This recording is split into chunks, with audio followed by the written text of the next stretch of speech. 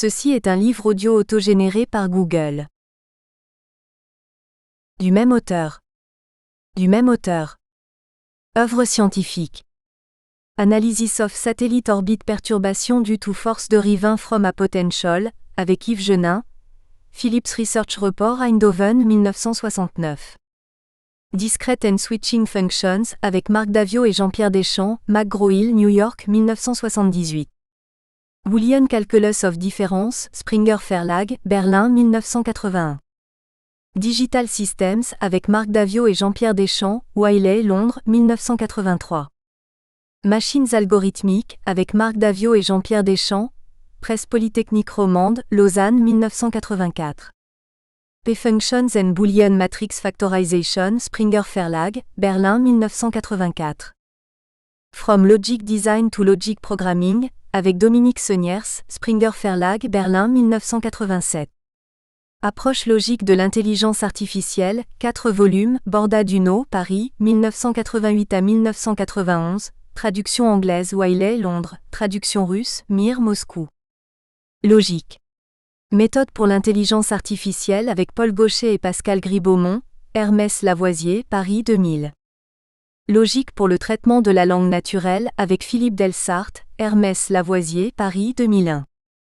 Logique et théorie des systèmes digitaux, Hermès Lavoisier, Paris 2002. Calcul différentiel pour les langues de la logique, Hermès Lavoisier, Paris 2004. Et ça. L'Évangile revisité, 4 volumes, Serre Racine Lumen Vitae, Paris et Bruxelles, 1997 à 2000. La Genèse autrement, 3 volumes, L'Harmattan, Paris, 2004 à 2006. L'Exode autrement, L'Harmattan, Paris 2008. Accomplir l'écriture. Jésus de Nazareth, un enseignement nouveau, L'Harmattan, Paris 2009. Dieu caché et réel voilé. L'une et l'autre alliance, L'Harmattan, Paris 2010. Sur les traces du prophète de Nazareth. Données historiques, vérité symbolique, L'Harmattan, Paris 2011. Regard sur la foi. À l'écoute de la science, L'Harmattan, Paris 2012. Dieu personnel et ultime réalité. Je serai qui je serai, Exode 3,14, L'Harmattan, Paris 2013. Science, foi, religion. Irréductible antagonisme aux rationalités différentes, Academia, Louvain-la-Neuve, 2016. Mathématiques, physique, métaphysique. Les voies du réel, Academia, Louvain-la-Neuve, 2018. Alliance. Histoire des hommes, quête de Dieu, Academia, Louvain-la-Neuve, 2020. Remerciements. Nombreux sont ceux qui m'ont apporté aide et soutien à l'occasion de ma revisitation des textes du judéo-christianisme et de mon exploration des rapports science-foi. Particulièrement merci à Pierre de Gourtener avec qui il m'a été agréable de collaborer à nouveau, comme au temps déjà lointain où il était mon professeur. Je suis redevable à Jean Radermakers d'avoir éveillé mon intérêt pour les textes bibliques.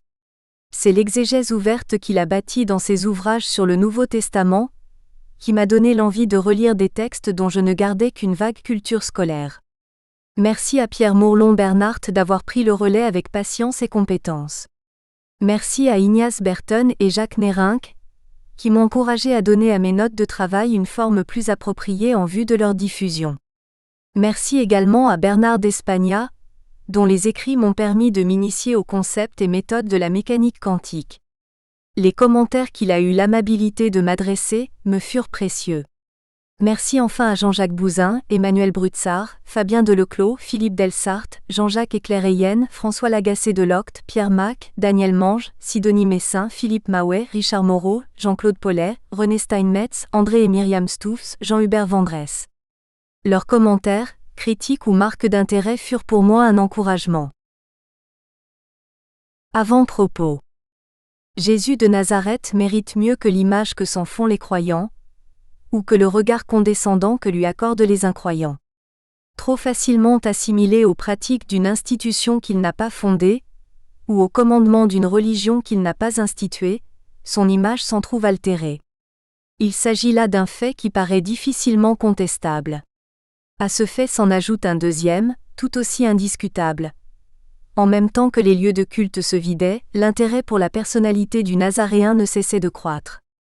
Moins contradictoire qu'il n'y paraît, ces faits reflètent la distance entre des institutions soucieuses de tradition et donc tentées par le conservatisme, et un contestataire, un réformateur, voire, selon Henri Laborit, un parfait anarchiste qui a beaucoup plus été torturé après que sur la croix.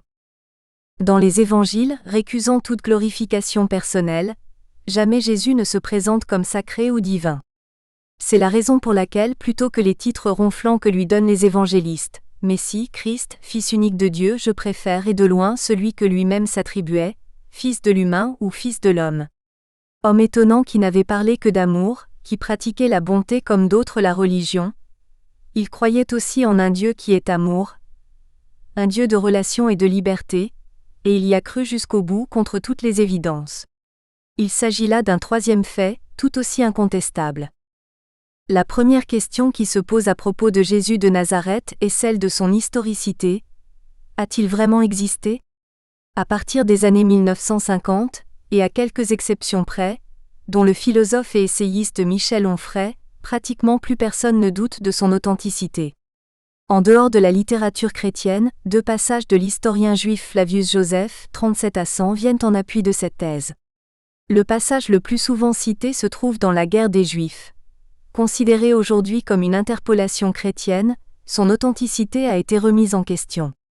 Le second, qui provient des antiquités juives, est par contre jugé authentique. On y évoque la comparution devant le Sanhédrin du frère de Jésus appelé Messie. Aena accent circonflexe N suivait l'école des Sadducéens, qui sont parmi les Juifs les plus inflexibles dans leur jugement. Comme Aena accent circonflexe N était tel, il pensa avoir une occasion favorable parce que Festus était mort et Albinus encore en route. Il convoqua un Sanhédrin de juges et fit comparaître le frère de Jésus appelé Messie et quelques autres. Il les accusa d'avoir transgressé la loi, et les livra pour être lapidés. Quant à l'historien romain Tacite, dans ses Annales, et à l'occasion du grand incendie de Rome sous l'empereur Néron, il livre également une référence rétrospective à Jésus. Pour anéantir la rumeur, Néron supposa des coupables et infligea des tourments raffinés à ceux que leurs abominations faisaient détester et que la foule appelait chrétiens. Ce nom leur vient de Christ, que sous le principat de Tibère, le procurateur Ponce Pilate avait livré au supplice. Réprimée sur le moment, cette détestable superstition perçait de nouveau, non seulement en Judée, où le mal avait pris naissance, mais encore dans Rome, où tout ce qu'il y a d'affreux et de honteux dans le monde afflue et trouve une nombreuse clientèle. Étant acté que Jésus de Nazareth est un personnage historique, les questions qui se posent à son sujet sont : qu'a-t-il fait vraiment ? Quelles ont été ses priorités, ses attentes, ses envies ? En un mot, quel sens a-t-il voulu donner à ses actions, à son œuvre, à sa vie ? Pour aborder ces questions, nous devons nous tourner vers les seules sources fiables qui parlent de lui. Je veux parler des 4 évangiles canoniques. Tout en précisant aussitôt qu'aucun des évangélistes n'est un témoin oculaire des événements qu'ils rapportent. Et que donc, si les évangiles parlent bien de Jésus, c'est via les témoignages des communautés chrétiennes toujours présentes et agissantes. Témoignages dont les interprétations, les exagérations, voire les inventions ne sont pas absentes, par exemple la marche sur les eaux, Mac 6,45-52, la tempête apaisée, Mac 4,35-41. D'où la nécessité d'une lecture attentive des évangiles basée sur la critique historique, la critique documentaire, la critique littéraire. Le but étant bien sûr, que les chrétiens puissent étayer leur foi sur des éléments concrets, bien situés dans le temps et dans l'espace. Et non sur des embellissements, ou des récits à vocation symbolique. Non que ces récits soient de moindre importance, bien au contraire. Mais il importe que leur statut, historique ou symbolique, soit clairement établi, et ce dès le départ. Chacun, qu'il soit croyant ou incroyant, devrait y gagner. Plus généralement, il ne faut pas s'attendre à trouver dans les évangiles une démarche historique rigoureuse ou une chronologie exacte. En particulier, la plus grande partie de la vie de Jésus, sa jeunesse, son adolescence, le début de sa vie publique, qui constitue ce que la tradition a appelé sa vie cachée, nous est et nous restera à jamais inconnu.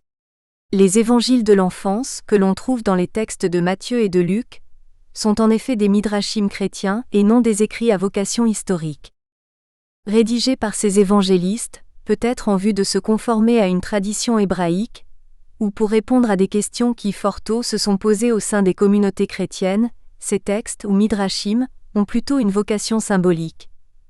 Il ne faut pas y chercher une quelconque vérité historique. Tout au plus quelques références chronologiques et familiales correspondent probablement à la réalité. Comme la naissance de Jésus vers la fin du règne d'Hérode le Grand, soit 2 ou 3 années avant l'an 4, ainsi que les noms de Marie pour sa mère et de Joseph pour son père. Venons-en à la datation des évangiles et aux circonstances qui ont présidé à leur rédaction. Rédigé vers la fin des années 60, l'évangile de Marc est le plus ancien. C'est aux alentours des années 120 que Papia, évêque de Hiéropolis, s'est exprimé sur les rapports ayant existé entre Marc et l'apôtre Pierre.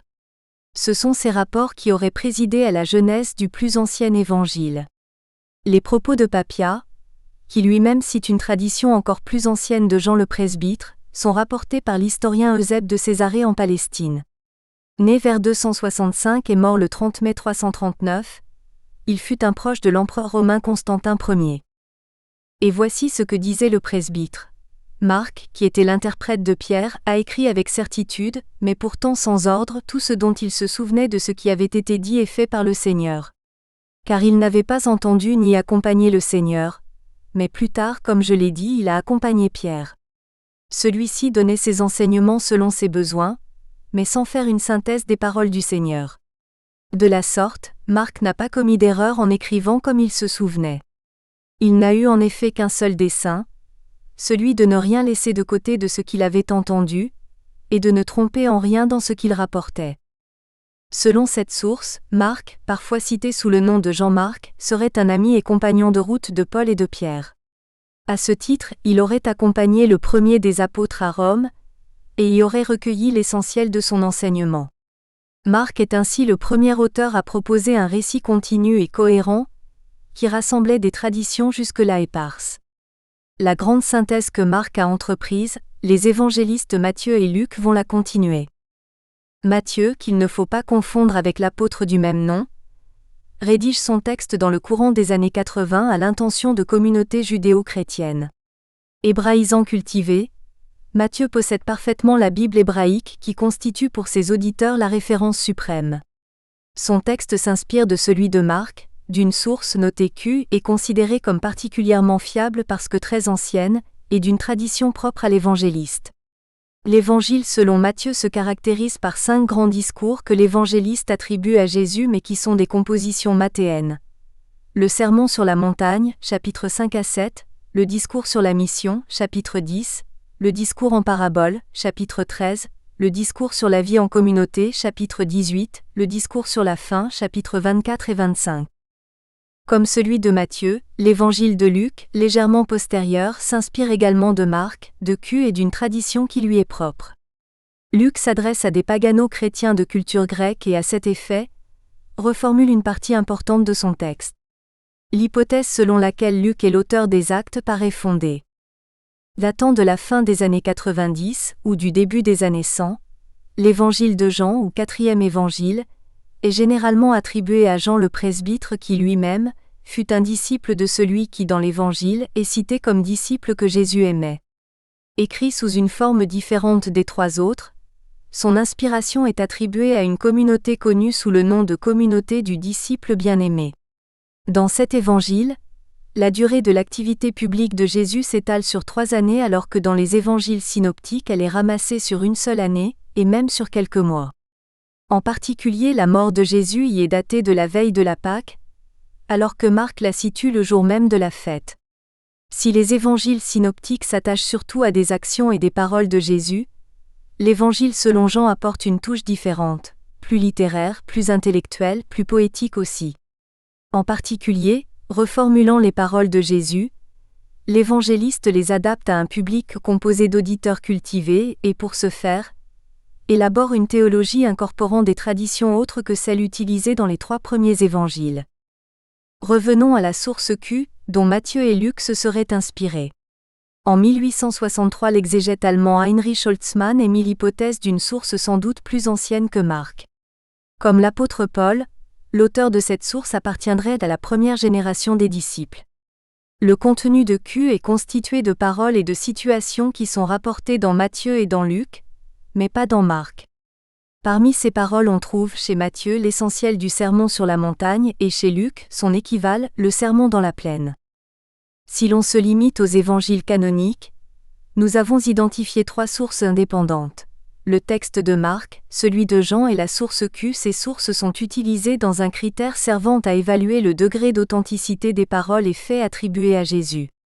Il s'agit du critère d'attestation multiple qui retient comme historiquement hautement probable les paroles et faits de Jésus de Nazareth que l'on trouve dans au moins 2 sources indépendantes. En plus des évangiles canoniques, on retient en général comme source indépendante les épîtres de Paul, du moins celles qui ont été jugées authentiques et non celles qui lui sont attribuées. Ces écrits contiennent par exemple les paroles sur le pain et le vin au cours de la dernière scène. Dans son épître aux Romains, nous trouvons également l'exhortation de Jésus d'aimer ses ennemis, que l'on trouve chez les évangélistes Matthieu et Luc. Un autre critère permettant d'évaluer l'authenticité d'une parole de Jésus est celui qualifié d'antipédagogique. Il rassemble les traditions que l'Église post-pascale aurait eu tout intérêt à occulter, car allant à l'encontre de l'image qu'elle voulait donner de Jésus. On songe bien évidemment à ses fréquentations discutables, voire douteuses, publicains, prostituées, païens, mais également au fait qu'une bonne partie de sa suite était composée de femmes et que ni lui ni ses disciples ne pratiquaient le jeûne. Aucun des évangiles ne mentionne de nom d'auteur. Il est donc possible qu'aucun n'ait été écrit par celui dont, selon une tradition datant de la fin du IIe siècle, il porte le nom. Si l'existence de personnes physiques portant les noms de Matthieu et de Jean comme auteurs présumés semble problématique, par contre l'hypothèse selon laquelle existerait réellement un Luc, rédacteur du 3e évangile, et un Marc, rédacteur du 1er est plausible. Quoi qu'il en soit des auteurs véritables, l'important était que la pensée de Jésus ne soit pas perdue, qu'elle soit conservée de façon fiable par la première et la 2e génération de disciples. Dans les évangiles, il ne faut jamais perdre de vue le fait que, à part les événements qui concernent le début et la fin de la vie publique de Jésus, tous les autres ne constituent en rien une chronologie. John Mayer parle de grains de chapelet, que les évangélistes ont recueillis dans diverses traditions et ont ensuite enfilés sans ordre. Dans plusieurs de ses textes, le théologien belgo-brésilien Joseph Comblin a travaillé la dualité évangile-religion. Il la résume dans la formule choc: l'évangile vient de Jésus-Christ, la religion ne vient pas de Jésus-Christ. Prononcée en mars 2010 dans le cadre d'un congrès de théologie organisé à l'occasion du 30e anniversaire de l'assassinat de Monseigneur Romero, elle résume l'idée selon laquelle, si les évangiles viennent de Jésus, c'est assez indirectement, via les communautés toujours présentes. Les auteurs travaillant cette approche insistent surtout sur le fait que si Jésus n'a pas voulu fonder ou refonder une religion, il est cependant venu annoncer un message qui bouleversait la compréhension traditionnelle de la sienne, un message qui faisait appel à la foi, à l'engagement et à la confiance en sa personne. Mettant l'accent sur l'amour vécu dans la liberté, Jésus entend restaurer l'homme dans sa dignité humaine et Dieu dans sa réalité divine. Les théologiens chrétiens qui souscrivent à cette vue des choses ne renieraient pas l'analyse qu'en fait André Chouraki. Loin de promulguer une nouvelle religion, comme tout fils d'Israël, Yeshua consacre sa vie, sa pensée, son action à témoigner du nom de son Elohim et à approfondir le sens et les conséquences de la Torah de Moshe. Sa réflexion reste libre par rapport à l'exégèse traditionnelle. Ce qui l'intéresse en premier lieu, c'est l'être de YHVH Adonai, c'est son nom, en ses incarnations dans l'homme conduit vers son salut. L'approche de Joseph Comblin et d'autres rejoint la question foi et ou religion, ou Christ de la foi et ou Jésus de l'histoire, ou encore celle de l'originalité foncière de Jésus de Nazareth parmi les grands hommes de l'histoire. Si cette originalité n'est pas démontrable, elle est encore régulièrement le sujet de recherche comme en témoignent le nombre et la qualité des études et publications récentes. Relativement aux critiques, souvent justifiées adressées aux églises, et plus particulièrement à l'Église catholique, il importe de porter au crédit de ces églises le fait qu'elles peuvent difficilement incarner le message de Jésus de Nazareth dans une région sans tenir compte du cadre religieux et social présent dans l'histoire de cette région. La perception des religions chrétiennes n'est pas la même en Amérique latine, en Afrique centrale et en Europe occidentale. D'un point de vue personnel, Si les positions hermétiques de dignitaires religieux et la rigidité doctrinale de l'Église institution ont pu me décevoir ou m'irriter, je dois aussi reconnaître que sur fond d'indifférence religieuse et de laisser-aller ambiant, les personnes les plus remarquables et souvent les plus attachantes qu'il m'a été donné de rencontrer, celles avec lesquelles j'ai pu nouer des relations durables, fécondes, chaleureuses parfois, étaient des hommes et des femmes de foi et d'engagement. Des personnes dont la préoccupation première était sociale, avec en conséquence une liberté de l'acte de foi qui donne aux relations humaines d'en appréhender l'absolu. On ne s'approprie pas Jésus de Nazareth, mais il peut se désigner hier par la vie des premières communautés chrétiennes, aujourd'hui par la vie de tel ou tel d'entre nous, ou par le travail lent, patient et insistant des historiens et des théologiens. Au cas où l'on souscrirait à l'idée que Jésus n'a pas voulu fonder de religion, quelles conséquences pratiques pourraient-il en résulter pour les religions chrétiennes et en particulier pour la religion catholique ? Si l'essence de ces religions réside dans l'énoncé Dieu est amour et relation, et dans la croyance que l'amour et l'amitié que les hommes et les femmes se témoignent prennent leur source en Dieu, rien ne serait à changer dans leur message. Par contre, si pour ces religions, trop souvent enfermées dans un carcan théologico-dogmatique rigide, c'est l'aspect doctrinal qui prime, beaucoup serait à repenser. Bien plus, si l'on acceptait de remplacer Dieu par être, entendu au sens de totalité de ce qui est, dans l'énoncé Dieu est amour et relation, l'humanisme moderne pourrait se reconnaître dans un aspect du message évangélique, sinon en tous. Pour lui aussi, l'amour et les relations sont les lieux privilégiés du sens de la vie humaine, selon Luc Ferry. Par contre, l'approche qui, pour décrire l'indescriptible, ou pour s'en approcher, s'appuie sur des dogmes, des théories, des doctrines qui attribuent à cet indescriptible des désirs, des commandements, des interdits, parfois calqués sur ceux de certains hiérarques ou zélateurs, cette approche fait partie des langages humains réducteurs et diviseurs par nature. Selon la métaphore de la tour de Babel, il sépare plutôt qu'il ne rapproche. Il n'est qu'à voir les rivalités, les haines, les guerres et les massacres qu'ils suscitent. Ils contiennent et résument toutes les contradictions de l'esprit humain. Les tentations du diable n'ont pas d'autre visée. Il est, par son étymologie même, celui qui sépare. Les religions surgissent avec la ferveur d'un amour, et elles meurent avec les doctrines théologiques qui les rendent séparables de l'amour et les présentent comme fondées sur des vérités qui nous auraient été révélées par d'autres voies que les voies de l'amour et de la mort. C'est ainsi que le judaïsme s'était figé dans un ritualisme et partant dans un pharisaïsme, et que le catholicisme est lui aussi tombé dans les mêmes travers que renforcèrent encore son légalisme doctrinal et le juridisme romain. Au point où nous en sommes.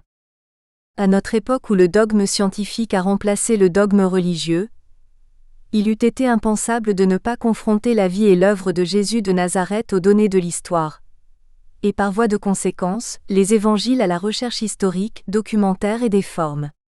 En conformité avec cette vue des choses, dans un ouvrage monumental, le bibliste John Mayer a entrepris de partir à la recherche des racines du Jésus de l'histoire. C'est dans cette même perspective que dans cet avant-propos, j'ai tenu à rappeler les principaux résultats de la recherche historique. À propos de la réalité dans laquelle nous sommes tous immergés, le physicien Bernard d'Espagna a eu cette phrase. Quiconque à la nuit, longé quelques grèves a eu des intuitions de choses situées au-delà des mots. J'aime à penser que certaines de ces intuitions ne sont pas pâture de vent. Je voudrais paraphraser cette vue des choses et l'appliquer à Jésus de Nazareth. Quiconque s'est imprégné des faits historiques attribués à Jésus de Nazareth a eu des intuitions de choses situées au-delà des faits. J'aime à penser que certaines de ces intuitions ne sont pas pâture de vent. L'épisode de la femme adultère, JN 8,1-11, est emblématique de la façon d'être de Jésus, de son authenticité, de l'aura qui se dégage de sa personne. Et pourtant, nous savons que les critères d'historicité ne permettent pas de lui attribuer le label de fait historique. Or, de par l'ensemble des épisodes de la vie de Jésus, nous devinons, que plus que d'autres, et malgré le fait qu'il ne répond pas aux critères d'historicité, ce passage permet de retrouver le Jésus authentique, le vrai Jésus. Un peu à la façon dont, depuis le Petit Prince, nous savons que l'essentiel est invisible pour les yeux. Selon l'écrivain Jean Grosjean, l'ensemble de l'évangile de Jean, dont pratiquement aucun épisode ou passage ne peut recevoir à coup sûr le statut de historiquement vérifié, devrait être abordé avec la même optique, À y regarder de plus près, on constate que si les synoptiques nous rapportent ce qu'a dit Jésus, c'est en Jean qu'on l'entend parler. C'est en Jean qu'on découvre la vie de son langage, cette limpidité provocante, cette transparence qui donne le vertige, cette luminosité qui semble dissoudre les objets pour nous laisser en proie aux personnes. D'emblée, il attaque nos certitudes. Nous espérons que vous avez apprécié cet aperçu. Pour continuer à écouter ce livre audio sur Google Play Livres, utilisez le lien dans la description de la vidéo.